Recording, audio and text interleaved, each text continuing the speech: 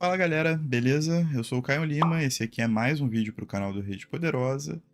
E hoje, como tá aí em cima, né? A gente vai falar um pouco sobre literatura proletária no Brasil, e especialmente sobre aquilo que foi produzido na década de 30. E por que esse recorte? A homenageada da Flip desse ano é a Pagu, né? E a principal obra da Pagu é o Parque Industrial, que está aqui centralizado, que tem como subtítulo um romance proletário.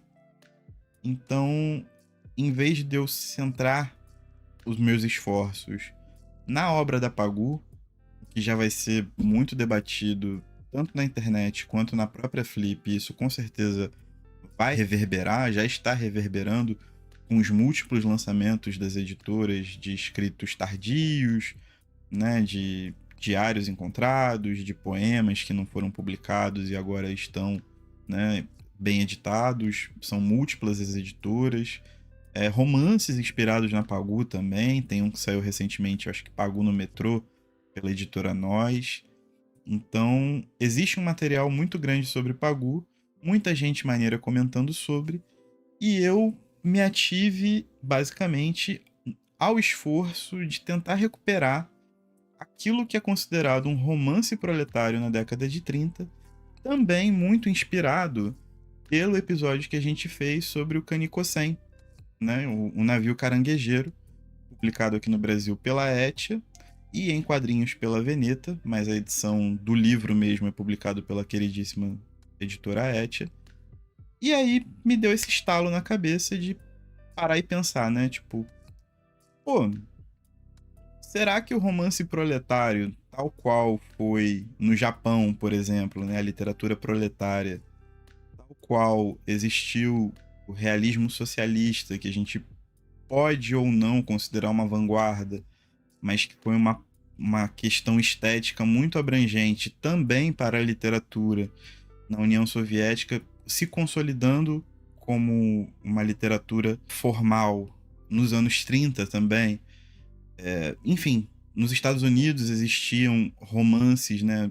As Vinhas da Ira é um grande exemplo disso, de um romance que tratava da situação das pessoas pós-crise de 29, e nos anos 30 existe uma tradição de romances que fazem essa ponte.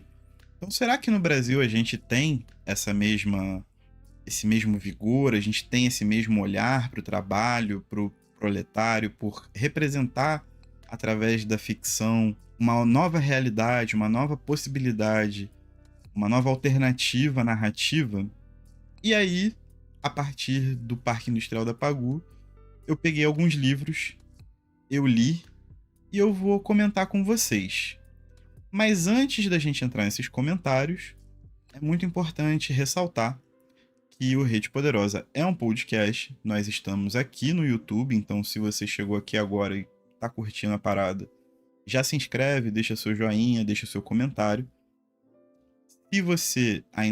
Se você conhece a gente aqui pelo YouTube, mas não tá ligado que a gente é um podcast, por favor, segue a gente no seu agregador de podcast favorito. Estamos em todos possíveis. E também tem coisas que vão saindo por lá antes, tipo a série da Era do Capitalismo de Vigilância. A gente faz essa transação de possibilidades de publicação. A gente cria esse ecossistema de conteúdo, digamos assim. E também tem nossas redes sociais, @Central Rede Poderosa. É mais fácil de se comunicar. Tem os calendários, tem os nossos avisos também, nossos anúncios, outras maneiras de interagir. E claro, se você quiser escrever alguma coisa mais longa, se você quiser patrocinar a gente, é importante, chega no e-mail redepoderosa@gmail.com, certo?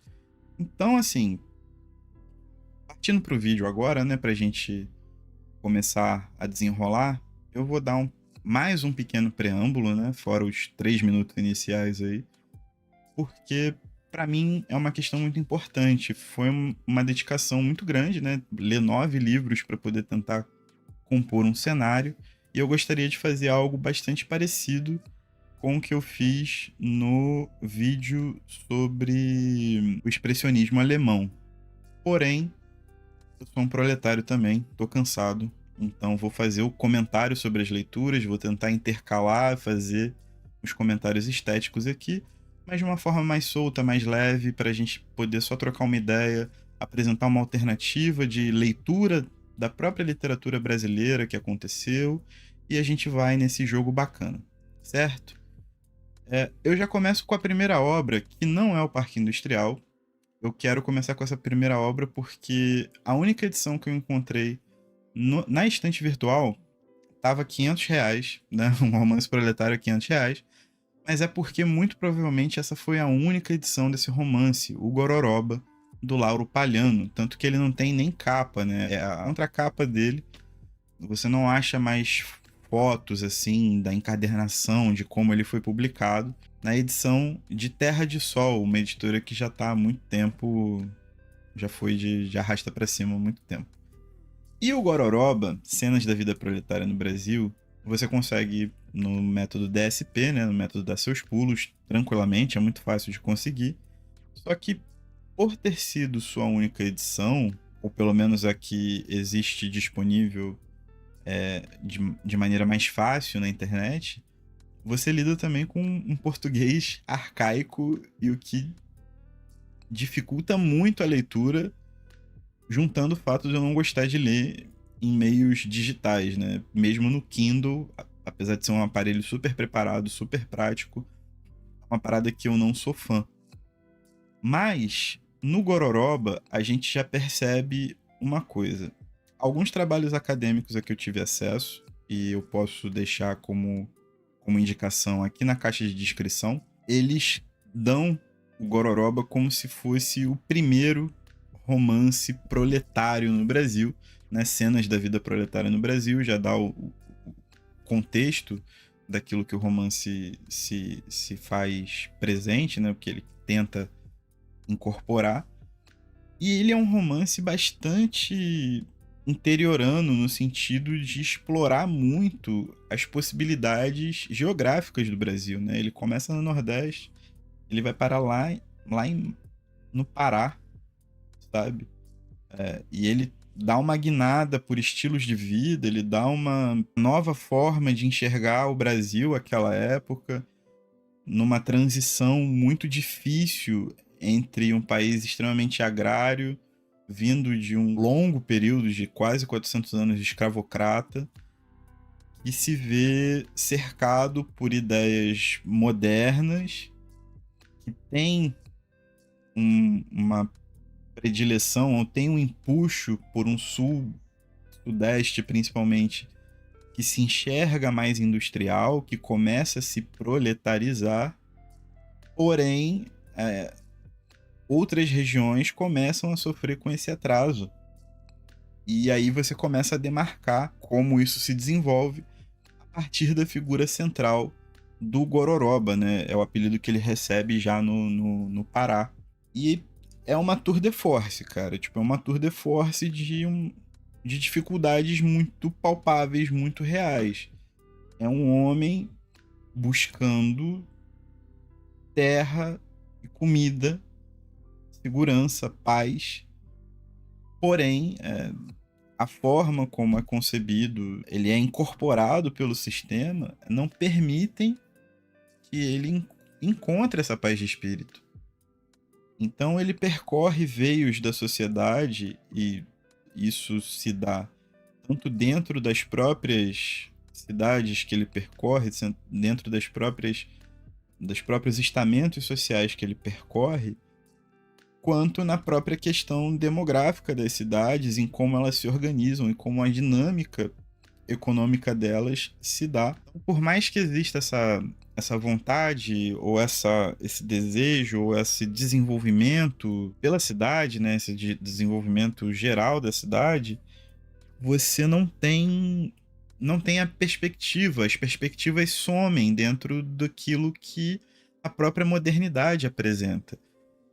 A questão do Gororoba, que apesar dele ser um romance proletário, apesar disso, e aí eu já adianto, né? Apesar disso não constituir numa vanguarda estética como constituiu no Japão, no caso que a gente fez o trampo sobre Kanikozen, ressalto, ou não existir um movimento estético que insira o trabalhador nas artes, principalmente nas artes literárias, que é o que a gente trata aqui como parte central, então você não tem uma regra, esse é um romance proletário brasileiro, tá feito.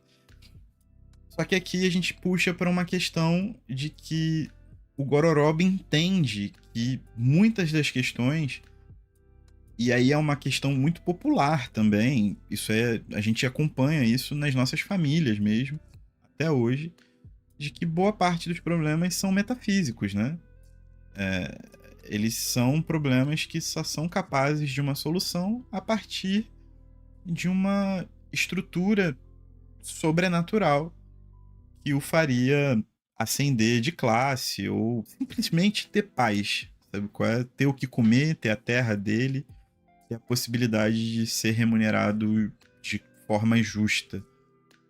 Porém, né, apesar de não ser um romance proletário na questão materialista, né, e a gente pegar acervos ou técnicas, ou que a literatura passe por um crivo do materialismo histórico, né, que não seja um romance marxista ou qualquer coisa do tipo, ele acende a classe do trabalhador, a classe proletária, ao protagonismo do livro, e as suas mazelas são as mazelas que são tratadas, elas são o mote do próprio livro, inclusive a questão de você correr trecho, né, velho, que tipo, é o que acontece em boa parte das cidades que tem alguma indústria, né? Eu moro numa cidade interior, mas que tem duas indústrias muito grandes, tanto o estaleiro quanto as usinas nucleares.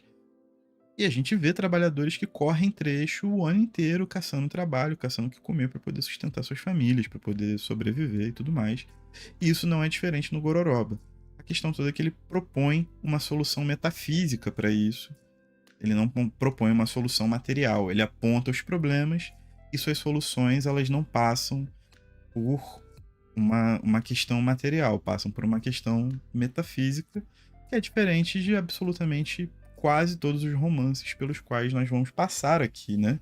Então, além de ser considerado o primeiro romance literário por alguns estudos e tudo mais, eu acho que o caráter do Gororoba acaba sendo diferente na solução ou no objetivo final do nosso personagem principal.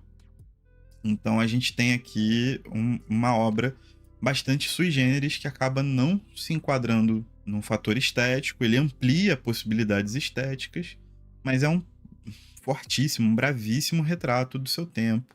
É um romance de bastante fôlego, são 400 páginas, são capítulos curtos em que acontecimentos vão se sucedendo, porém esses acontecimentos se assemelham muito à vida comum. E eles exigem tato, eles exigem paciência, eles exigem um outro olhar. Ele não percorre uma jornada do herói comum, ele não percorre uma jornada de grandes reviravoltas que fazem com que tudo dê certo. Porque a vida de um trabalhador é basicamente essa, né? A gente sabe muito bem, a gente não tá de bobeirinha. E é isso. Vamos lá que a gente tem mais 8 livros pra comentar. Coisa pra cacete. Mas a gente vai que vai, devagar e sempre. E aí eu vou aqui, ó, só arrastando. O milagre da tela verde é maravilhoso, né? Enfim, vamos lá. Aqui a gente vai com... Já pula pra Pagu, Parque Industrial, Romance Proletário. Ele foi publicado, se não me engano, em 1933. E o romance proletário idealizado por Pagu, ele é o que mais se assemelha dentro das vanguardas estéticas, né, ou dentro das possibilidades estéticas de um realismo socialista, de uma literatura produzida nos Estados Unidos a certo tempo, uma literatura produzida no Reino Unido, na Alemanha, na própria literatura proletária japonesa, em que ela pega a região do Brás, que foi a região que ela morou acho que durante 16 anos, e ela monta personagens, ela monta histórias que se cruzam a partir do momento em que elas são tocadas por essa nova realidade urbana, né, de comunidades que crescem em torno de indústrias. Então, são comunidades de trabalhadores, pobres, paupérrimos, que realmente trabalham para sobreviver e que as vidas vão se cruzando, inclusive a vida dos donos da fábrica, né, daqueles que possuem, daqueles que detêm o meio de produção. E ela vai fazendo esse cruzamento de pessoas e formando essa teia, que é um grande relicário da São Paulo dos anos 30. E eu acho que aqui a gente já tem artifícios muito mais comuns, muito mais complexos, que inserem momentos narrativos bastante interessantes com essa multiplicidade de vozes, essa multiplicidade de encontros. Então você cria uma teia muito grande em que essa teia vai se tornando complexa. E a partir da complexidade das relações interpessoais que acontecem, é uma mulher trabalhadora, parte de um partido, né, de um partido que se diz socialista, comunista, e o filho, um dos herdeiros da fábrica, se diz um aliado, e os dois se apaixonam e ela tenta trazê-lo para perto da causa trabalhadora. Então, ela pega a complexidade disso em capítulos muito curtos, muito ágeis, e vai inserindo no seu roteiro muitas passagens que são verdadeiros panfletões mesmo. E aí, é muito importante ressaltar, porque eu coloquei aqui o Autobiografia Precoce, que foi publicado em 1940.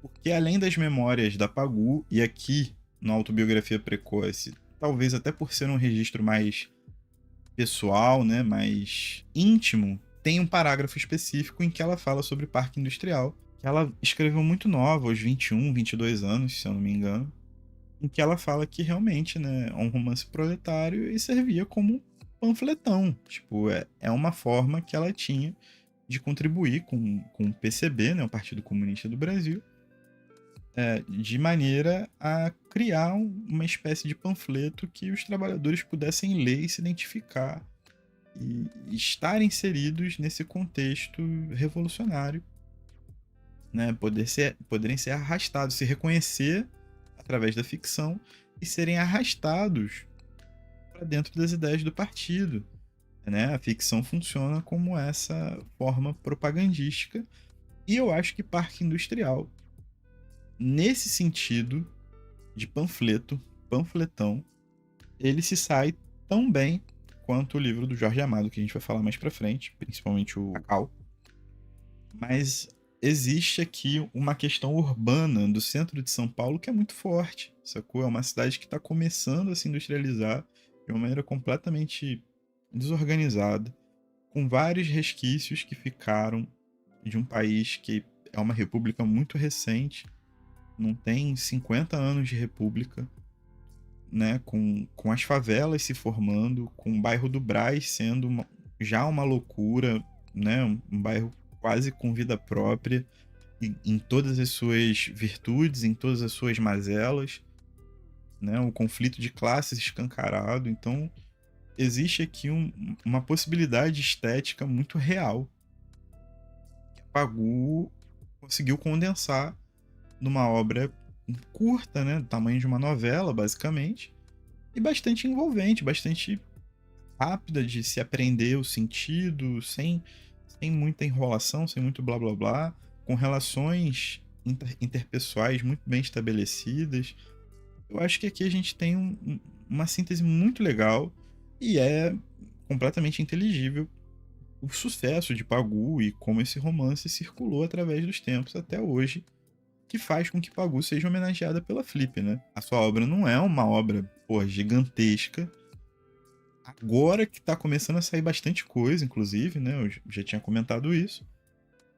Mas eu acho que a discussão sobre uma estética para o panfleto, ela é muito pertinente.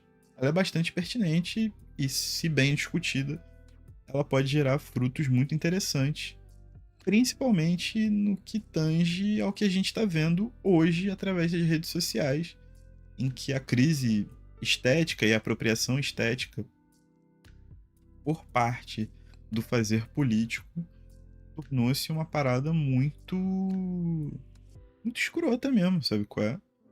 De você ver pessoas que não conseguem aprender coisas muito básicas dentro de certas mensagens que são primárias, mas a dificuldade é muito grande, e aí você tem que arrumar formas de arrastar essa mensagem para baixo. E eu acho que, como obra introdutória, como chamamento, como panfleto, o Parque Industrial funciona perfeitamente. E a autobiografia precoce da Pagu, para a gente não perder o fio da meada, ela acaba sendo um recorte de memórias escrito em 1940, depois dela sair de uma das inúmeras prisões pelas quais ela passou, em que ela relata um pouco da vida da infância dela ali no Brás e tudo mais, mas principalmente a vida adulta, como ela conheceu o Oswald de Andrade, se casou com ele, a relação muito estranha, muito rita que os dois tinham em relação ao tratamento, né? A forma como eles se envolviam é estranho, é minimamente estranho. Mas principalmente o envolvimento dela no partido e as decepções e como ela se mexia de lá pra cá, de cá pra lá. E de repente, tipo, ela era uma colaboradora e passou a secretária do Comitê Central, com funções de autoespionagem que ela não queria fazer.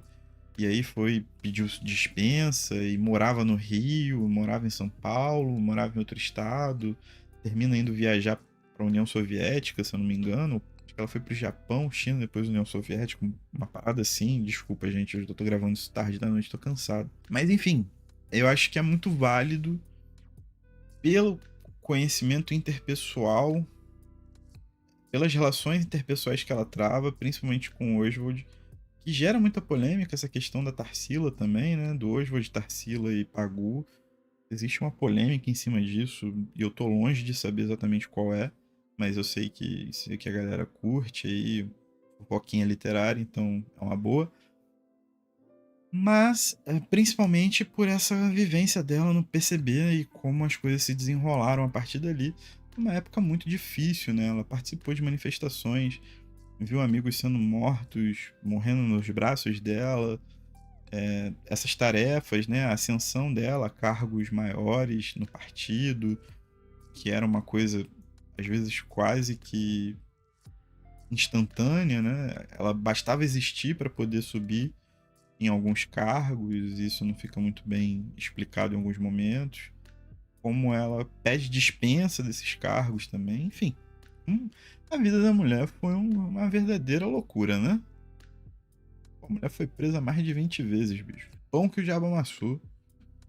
Enfim, muita história pra contar. Mais uma vez, né? Pagu. Deixa eu voltar. Mas. Pagu, homenageada da Flip. Eu acho que muito vai se falar dela, muito está se falando sobre ela, dado o lançamento desse vídeo. Vai ser na abertura da Flip que esse vídeo está sendo lançado, se eu não me engano. E eu acho que tem muita gente muito mais qualificada para falar sobre Pagu como um todo do que eu. E aí, mas ela deu a ideia de eu pegar esse recorte da década de 30 ali, dá para colocar, né, o Autobiografia Precoce 1940 dentro desse balaio e tentar falar um pouco sobre literatura proletária, em como ela se deu aqui no Brasil de alguma forma. O outro livro que eu li é Os Corumbás, do Amando Fontes. E, cara, aqui a gente tem uma comunidade, são os corumbás, que passam por esse veneno que é serem trabalhadores no Brasil, né? Então são famílias que trabalham para ter o que comer, que quando tem que pagar um aluguel, pagam um aluguel exorbitante, que impede de ter o que comer, e eles têm que negociar isso. São adolescentes e crianças que precisam ir para a fábrica trabalhar, e aí na cidade, cujo eu esqueci o nome agora, existem duas fábricas, são duas fábricas têxteis, e se você demole, né, de ser demitido em uma por mau comportamento, por exemplo, obviamente você não vai ser admitido pela outra, porque tu tá queimado, pô. A cidade é um ovo, a comunidade é um ovo, e tu não tem muita oportunidade de fazer alguma coisa, sacou? Então a gente tem dentro dessa comunidade dos corumbás, o que, reforço, é um outro foco narrativo, um outro centro estético, um centro estético coletivizado, né? Um centro estético em que mais de uma família tem uma identidade comum e sofre das mesmas mazelas, então você obviamente tem a identificação, você tem as histórias das relações que são travadas, porém elas são mais comuns, elas permeiam mais um todo, um coletivo em que está intrinsecamente ligado ao trabalho, né? Antes de qualquer romance, antes de qualquer drama, antes de qualquer mazela, você tem vidas de trabalhadores e tudo o que acontece com eles surge a partir da condição deles de proletários, daquilo que eles correspondem dentro da organização social a qual eles estão inseridos. Então, acho que aqui existe uma outra conformação estética bastante diferente, por exemplo, do Parque Industrial da Pagu, bastante diferente do Gororoba, que foi o primeiro livro que a gente falou. Existe aqui uma outra possibilidade que traz pra gente uma nova forma, uma nova alternativa de centro narrativo para explorar esse coletivo proletário, esse ser proletário, em como ele se identifica dentro de uma comunidade.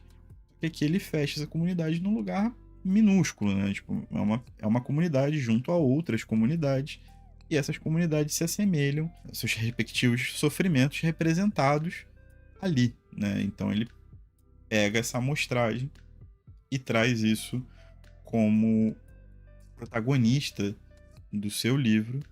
E aí, cara, é um desgracê. Tipo, é um desgracê, é uma falta de solução, é uma falta de saída.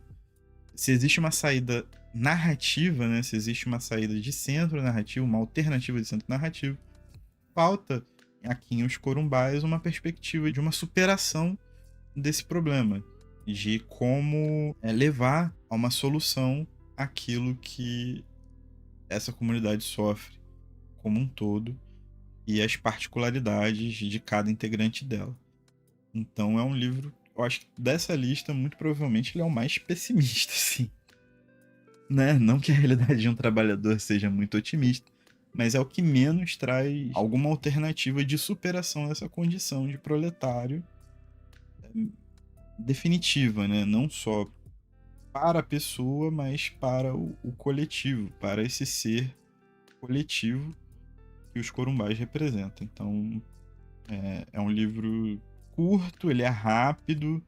As edições dele também não ajudam tanto, porque elas foram revisadas, mas estruturalmente ele é um pouco agarrado de ler. Mas é um bom livro, cara. É um livro bem legal mesmo. Assim, bem legal.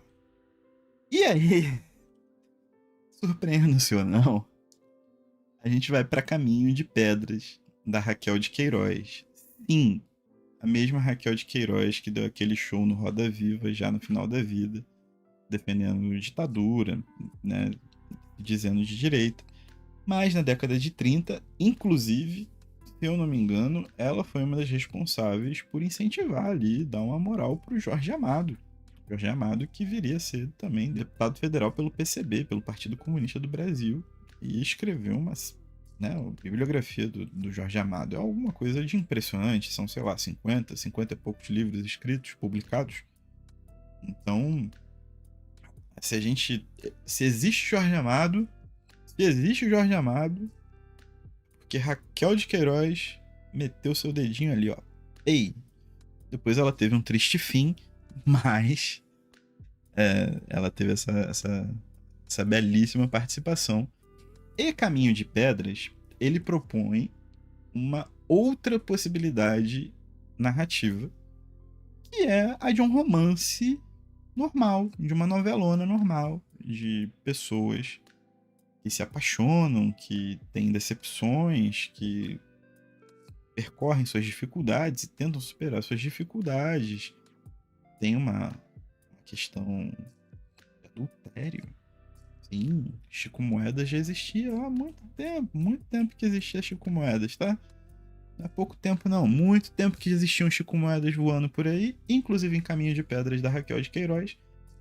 Só que aqui, todas as histórias que são principais são permeadas por personagens que são da base do proletário, que fazem parte de atividades políticas, que são engajadas, né, politicamente falando, às vezes não fazendo parte de um partido per se, mas ali na labuta, né, no dia a dia, fazendo acontecendo, com as ideias firmes, pessoas desacreditadas, completamente desacreditadas. E tudo isso gira em torno de um Brasil contemporâneo à obra, que passava por uma série de tentativas de mudança na sua forma republicana, muito incentivado por novas maneiras de se enxergar, de se enxergar a própria conformação social e com eventos, né, grandiloquentes que fizeram a década de 30 ser um turbilhão. Eu não tenho autoridade nenhuma para falar sobre isso, porém quem tiver pode falar aí tranquilo. Mas aqui a gente tem uma estrutura muito comum, que mais parece uma novela normal, com personagens que fazem parte do proletário. Mas o centro narrativo não está no proletariado como a, a justificativa da obra, mas sim como fundo, né? Então, o romance, o adultério, a descrença, a decepção, o descaminho, mas tudo isso está muito mais ligado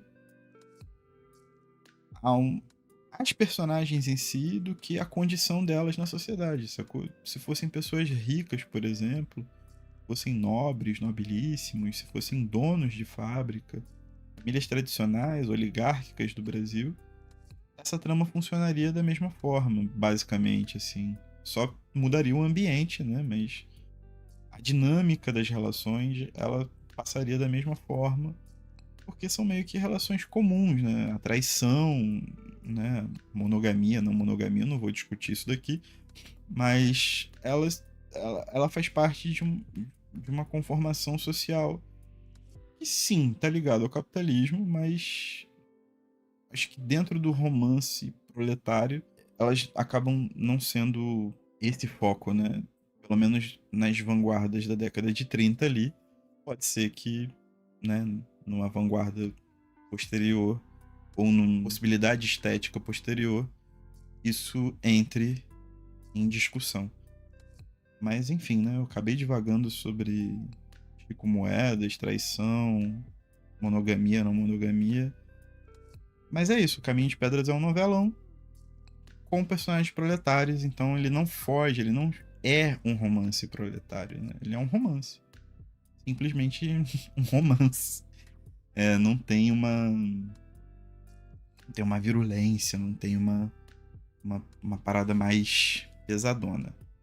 E aí, para travar o caminho de vocês, a gente começa com uma sessão de Jorge Amado, que, se eu não me engano, são os 4 primeiros livros dele. Eu não achei essa capa da companhia aqui, que eu acho muito bonita, acho um show. Fotografia rebatida, com as cores, da forma como é utilizada. O Jorge Amado grandão, título amarelo, eu acho isso aqui maravilhoso. É um dos grandes projetos estéticos da Companhia das Letras.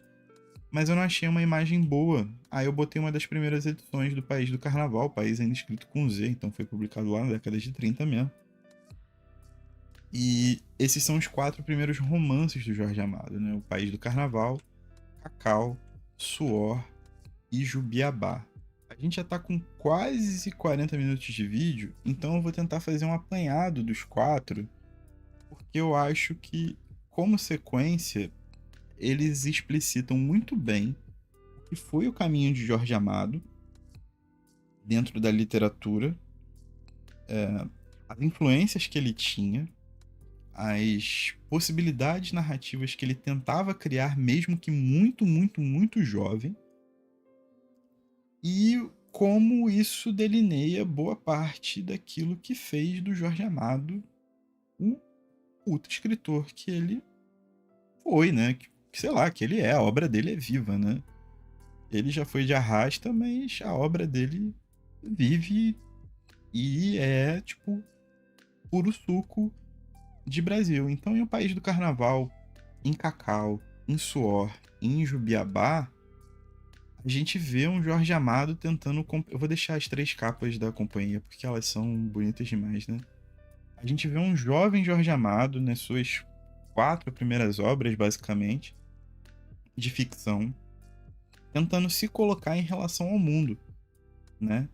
Então, O País do Carnaval é uma obra em que ele escreveu aos 18, 19 anos de idade, em que ele tentava captar essa essência de alguém que se transfere para o Brasil e tenta compreender o que é esse país, de uma cultura escravagista ainda muito firme dentro de um estado, né, que é a Bahia, que tenta se modernizar no sentido de se industrializar, mas a parte rural é a parte que dita a economia, a parte que rege as coisas e que tornam as coisas tão duras quanto elas são.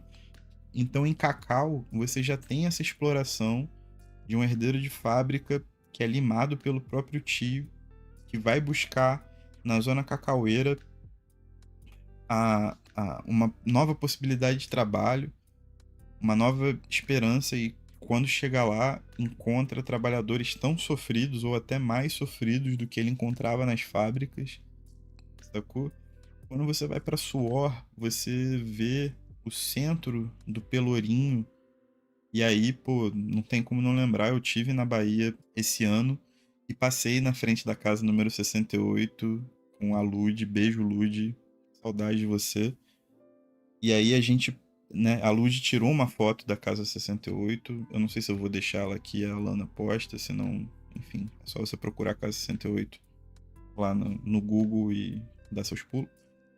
Mas a gente passou, tipo, eu passei por isso, eu andei naquelas ruas, né, eu vi aquilo, e ler Suor depois de ter passado por lá trouxe essa sensação vívida de uma Salvador extremamente viva, extremamente diversa, plural, mas também muito pobre, né, em que os ratos circulavam pelos casarões, pelas ruas, e as pessoas viviam em divisórias, né, com tapumes, tudo muito pobre, com privação de água, com privação do básico, sem conseguir se alimentar, sem conseguir comer, sem conseguir saber como vai ser o dia de amanhã, sem conseguir tratamento médico.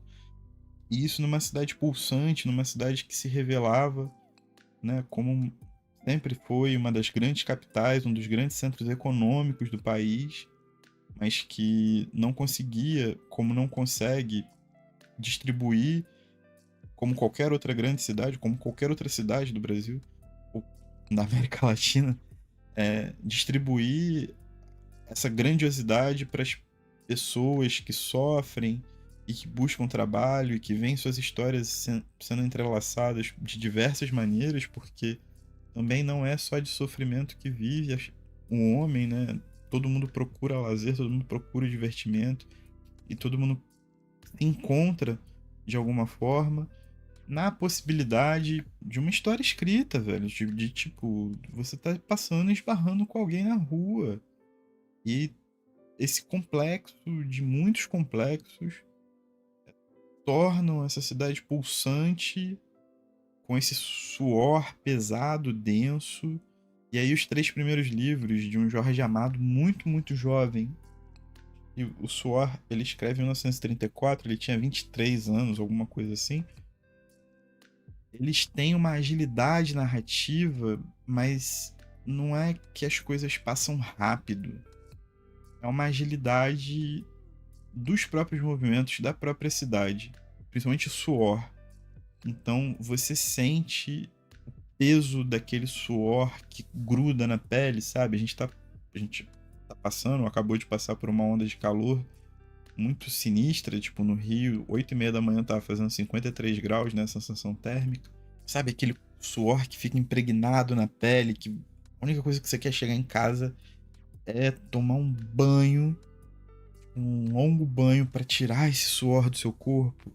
É essa sensação que é a agilidade narrativa de Suor Causa, sabe? A Cal, né, em que ele coloca logo na epígrafe, tipo, seria isso um romance proletário, então ele tinha a imaginação e a vontade e a ferramenta estética de produzir um romance proletário como, né, síntese, como procedimento. Em Cacau você sente esse sofrimento, essa sofreguidão, que ao mesmo tempo se liberta nos raros momentos de comunhão e de alegria. E mesmo é aquela coisa, as relações que vão se dando, né? O protagonista acaba tendo um romance com a filha de um dos fazendeiros, e ele renega o romance para poder lutar por melhores condições de trabalho. Então é um cara que ele, né, ele renega prazeres, ele renega facilidades pela superação de uma condição em que ele está inserido, e aqui já dá uma voz de esperança muito maior. Então em Cacau você já tem essa sofreguidão muito forte, que mesmo no lazer as coisas ali são violentas, elas têm, têm marcas, ela tem cicatrizes de trabalho suado, de um trabalho quase escravizado mesmo, porque, né, o proletário, o que eles ganham é irrisório para se manter, fazendo dívida, né, presos nas fazendas por dívidas que eles assumem para poder comer um pouco melhor. Então, existem questões, e no País do Carnaval essa incompreensão, né, é que ele fugiu da tela aqui, fazendo uma retrospectiva dos três, existe essa incompreensão latente de uma sociedade que não consegue avançar, tipo, a sociedade ela não é moderna mais. As cidades estão tentando se modernizar, os donos dos meios de produção conseguem se modernizar, mas a vida na cidade ela não consegue, sacou? Ela é bonita na sua simplicidade, mas ao mesmo tempo isso se dá às custas dos sacrifícios de muitas pessoas, sabe? De sacrifícios mesmo, né? A gente não tá falando qualquer sacrifício aqui. Então, acaba que essa trinca inicial, ela dá sustentação para chegar no Jubiabá. Foi o último livro que eu li mesmo, em que falar sobre Jubiabá tipo, é pegar um complexo desses três livros, colocar isso dentro de uma formulação muito mais densa, muito mais pensada, apesar dele ter produzido Jubiabá 2 anos depois de Suor. Mas aqui a gente tem realmente uma obra de fôlego de um jovem autor provocado por aquilo que ele via, por aquilo que ele estudava, por aquilo que ele não compreendia, principalmente, tentando dar voz a camadas, né, as camadas proletárias ou o lumpen proletariado, né, que existia ou existe essa categoria à época, eu sei lá como o pessoal lida com isso hoje, mas enfim. Aqui existe uma conformação, tanto que Jubiabá foi o romance que impressionou Pierre Verger, que depois se tornou, né, um grande cidadão baiano, impressionou Albert Camus, dentre outras pessoas, né, dentre outras personalidades importantíssimas para o século XX e que vieram a compor parte da história do Brasil. Então, a gente tem nessa quadra, nesse quarteto de romances iniciais de Jorge Amado, eu gosto de ficar fazendo isso aqui, tá, gente? Foi mal se eu pareço um imbecil, mas eu sou. Enfim, eu vou parar aqui nas capas bonitas. Eu acho o design dessa coleção maravilhoso. Mas a gente tem em Jorge Amado uma continuidade de produção que tende a incorporar nas camadas populares, principalmente nas camadas trabalhadoras, no início da sua produção literária, o foco narrativo e o centro estético da literatura produzida. Só que Jorge Amado seguiu nesse caminho, ele formulou esse caminho, ele experimentou muito. Então, esses romances eles não são formulaicos, né? Ele formulou um caminho que ele gostaria de seguir e que ele seguiu basicamente durante toda a carreira dele como escritor. Sua obra é uma obra extremamente popular, extremamente bonita. extremamente voltada à Bahia. Eu tive chance de visitar alguns lugares sobre os quais narrou Jorge Amado e me senti muito emocionado. Eu fui na casa do Rio Vermelho, né? Onde ele morou com a Zélia Gattai, que é uma das coisas mais lindas que eu já vi. E ler essas quatro obras iniciais só me deram gás para ler basicamente todo o resto da obra do Jorge. Mas o que eu posso falar em relação a um romance proletário, né, no Brasil ao longo da década de 30, e aí a gente volta lá pro começo, ó. É que esses 9 livros compõem um pouco daquilo que a gente pode integrar como o romance proletário, a literatura proletária no Brasil, né? Ela não se conforma com uma vanguarda, ela não tem exatamente um procedimento, mas são vários livros que tentam colocar no centro narrativo as camadas populares e as camadas proletárias da sua sociedade, tentando também abrigar, e eu acho que isso é muito importante para um país tão grande quanto o Brasil, tão diverso, em N situações,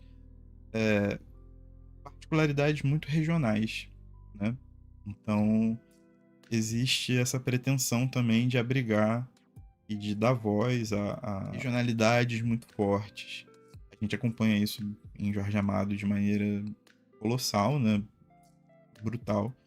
Mas nos outros 5 romances falados aqui, isso também se faz muito presente, mesmo em Pagu, né? A gente tem o centro de São Paulo, uma São Paulo que começa a borbulhar e se industrializar e a crescer de maneira completamente desordenada, né? Depois existe os diversos projetos de gentrificação, mas aí a gente tem uma São Paulo em ebulição, tentando se colocar como uma cidade moderna, né?